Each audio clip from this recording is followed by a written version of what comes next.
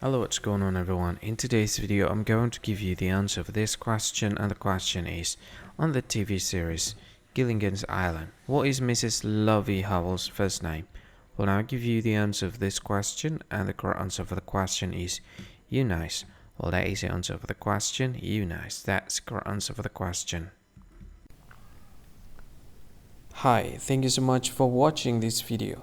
If you find this video is very useful, you can help this channel to grow by subscribing this channel. Please this subscribe button and don't forget to like this video.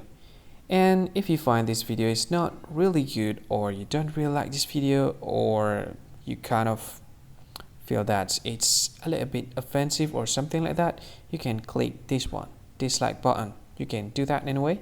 And if you want to share this video with your friend, you can share it by clicking this share button, and you can share it to any social media that you wish that is currently available at this time, like Facebook, Twitter, LinkedIn, and many others. Right? And if you want to add this video to your playlist, you can click this one. You can watch this video later, and you can find more options by clicking these three dots. And yeah, don't forget to subscribe. I think that's all of it. Thank you so much for watching this video, and see you again in another video. Bye bye.